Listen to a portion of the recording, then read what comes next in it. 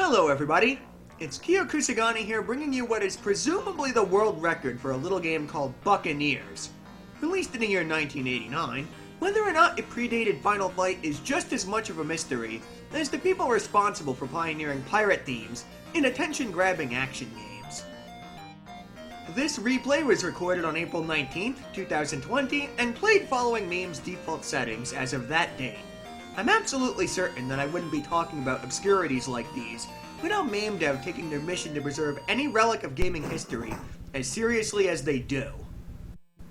I wouldn't exactly call this game buried pirate treasure, but I found it enjoyable enough to step out of my comfort zone and spread the word about it using my voice. If this swashbuckling game bears a striking resemblance to something you know, you're right on the money. We're working with an elaborate hack of Irem's relatively successful brawler, Vigilante, originally released in 1988. Duntronic reverse-engineered the spiritual successor to Kung Fu Master and marauded its graphics to give the game a theme befitting its origins. Those scurvy dogs probably walk the legal plank afterwards, as there's nothing else accredited to their name. You leave the relative safety of the tavern behind in a bold move to rescue your useless crewmates by shuffling your feet across the sand and kicking whoever's gaulish enough to draw a blade in your face. I think he'd probably move faster than a slug if he bothered to lift his boots off the ground. But what do I know? He's got a sick backflip for maneuverability that makes him temporarily invulnerable. It's not entirely stock Vigilante gameplay since some alterations to the moveset were cobbled together in a bit to distance itself from the source material. And it's important to get the grips with them immediately because you aren't given a chance to breathe 12 seconds into the game. Idle around for too long, and Donkey Kong will chunk a lethally explosive barrel at you from off-camera. Almost suggesting that putting life-depleting death traps in the first level of your game isn't a brilliant idea. What isn't sarcastically good is the implementation of the bosses, which make you utilize all the moves in your arsenal and require strategy rather than reflex in order to take them down. We trashed Fat-Eyed Sailor Man by outranging his quick punches with the range of our standing kicks, so you could either waltz up to him or wait for him to come to you, to make him eat your feet. Moving on to level 2, which is perhaps the highlight of the game since it is the most polished of the four, judging by creativity and ingenuity. Not only was an admirable amount of effort applied into fleshing out the street corners of this evacuated town, you face more than your garden variety bandits. You are an outcast of society, after all. The townsfolk are none too happy to see you and assault you with flower pots and glass in order to ward you off. I wish the same could be said for the rest of the environments, but credit needs to be given where it's due, you know? Whatever obstacles the game decides to generate here are completely random. They could be a thug or an explosive barrel, so you can't autopilot your way through the first two stages. Stage 2 blends just the right amount of randomness and staticness to create a general pattern that you have to improvise a lot within. I think that's great personally, and in games like Final Fight, that's what defines the whole playstyle. Had the instant kills been reserved for this stage rather than being in level 1, I think Buccaneers would have been much better received in general.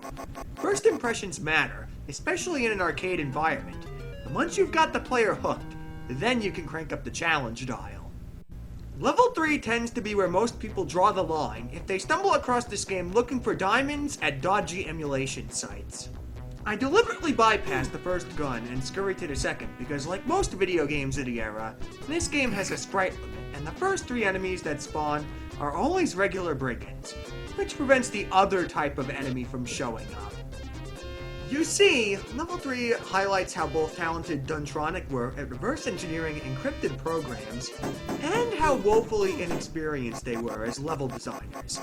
An archaic musket capable of firing 3 rounds on the screen at once. Originally a pair of nunchucks that partially expanded your attack range. The problem is that they decided to make the rest of the enemies in the stage gun shooters when those enemies were used excessively sparingly in the original game. So the balance is skewed incredibly quickly if you're surrounded by 2 shooters at once. If 2 gunshots go off at the same time, you're dead and you can't do anything about it, which doesn't feel fun at all. Thus, I developed a cheese tactic to work around that and use the game's own quirks against it. Implementing a gun doesn't automatically convert the game's genre to side-scrolling shooter, because it wasn't designed that way initially. And to be quite frank here, kills any chance this game had at greatness.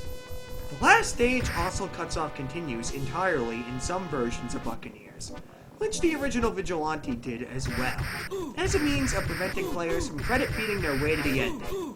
They had to earn it. Set 2 in MAME actually allows you to continue, which gives casual players a greater chance at seeing it through to the end. Again, credit where credit is due. I can only assume that this is the rival captain that threw your mates in the slammer, so you gotta rush him down and give him what for. With Brownbeard as good as brown bread, the lock keeping the crew in the brig is sprung, and they all ferry home to raise a toast to their hero. A job well done. You put your name in and try to contain your jealousy that you'll never be able to beat Todd Rogers' default high score. That puts the anchor on Buccaneers, a heavily flawed foray into uncharted waters, left to rot at the bottom of Davy Jones' locker until preservationists rescued it. I wouldn't say we've struck double Oons, but at its core, it's still Vigilante, dishing out hundreds of complimentary knuckle sandwiches with its reactive-based fighting and projectile dodging. The base gameplay was exciting and captivating enough to see it through to the end. I wouldn't have done it if I didn't enjoy the game at all. But if you want to give it a whirl yourself, I'd advise you to use Set 2 and bump the amount of lives up to alleviate some of the frustrating design decisions in Stage 3. Thank you for watching. If you enjoyed this video, leave a like below and tell me you want to see more in-depth videos in the future. I'll consider doing them. For now, I hope you all peace out.